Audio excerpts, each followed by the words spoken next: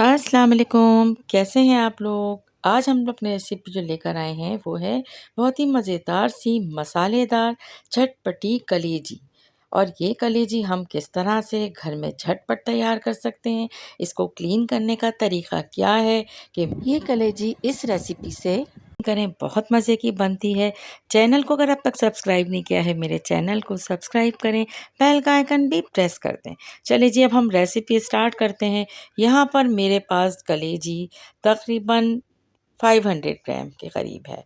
और सबसे पहले कलेजी को मैंने एक पानी के साथ धो लिया। इसके बाद इसके छोटे-छोटे पीसेस किए हैं और इसके अंदर मैंने एक पूरी लहसुन के कली को बारीक ग्राइंड करके पानी के साथ वो उसमें ऐड किया है और थोड़ा-सा सिरका डाल के अब हम इसको वॉश करेंगे। और इससे पहले मैंने 2 टेबल स्पून यहाँ पर बेसन ऐड किया है और बेसन को बहुत अच्छी तरीके से कलेजी के ऊपर हमें हाथों से मल-मल के लगाना है। इसके साथ ही इसमें सरसों का तेल थोड़ा-सा लगा दिया गया है ताकि बेसन कलेजी के साथ चिपके नहीं और अच्छी तरीके से वॉश हो जाए।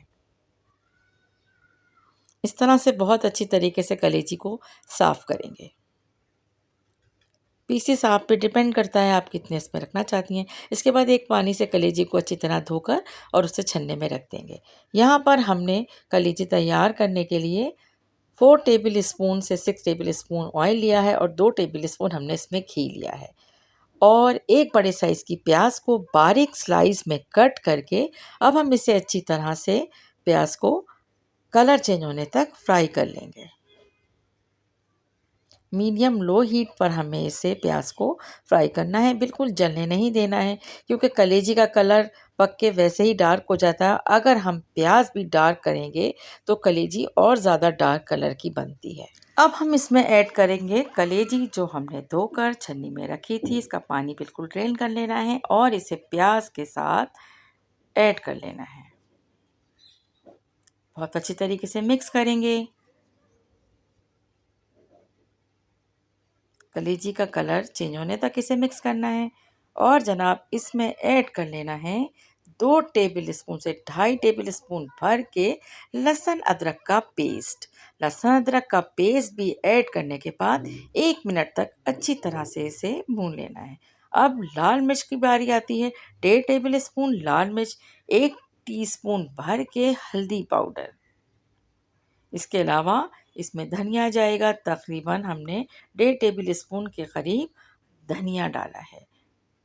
लाल कुटी हुई मिर्च इसमें 1 टीस्पून डालिए। आप कम ज़्यादा कर सकते हैं, कलेजी थोड़ी स्पाइसी अच्छी लगती है तो इसलिए मैंने यहाँ पर लाल मिर्च ज़्यादा ऐड की। अब हमें कलेजी को गलाना है क्योंकि ये बीफ की कलेजी है और इसे गलने में टाइम लगता है। आप इसे मटन में तैयार कर सकते हैं सेम रेसिपी से। इसके बाद प्रेशर कुकर को हम बंद करेंगे और वेट करेंगे कलेजी के गलने का।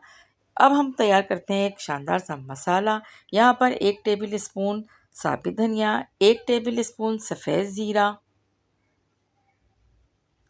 1 टीस्पून शाही ज़ीरा जिसे हम काला ज़ीरा भी कहते हैं। इन तीनों चीज़ों को अच्छी तरह से मिक्स करेंगे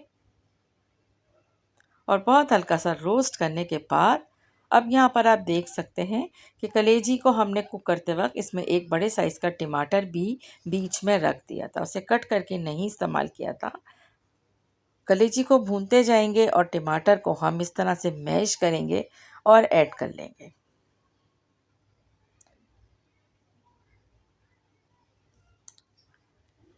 कलेजी का जैसे ही पानी खुश्क होगा तो इसके मसाले का कलर भी चेंज हो जाता है और आप देख सकते हैं कि ये थोड़ा सा चेंज हो गया। जो मसाला हमने तैयार किया था वो हमने यहाँ पर ऐड कर दिया है। अगर आपके पास इस स्टेज पे कसूरी मेथी है आप वो भी ऐड कर सकते हैं इस मसाले में और 1 टीस्पून चाट मसाला भी ऐड कर सकते हैं। मैंने अपने पीसते हुए मसाले में चाट मसाला ऐड किया था।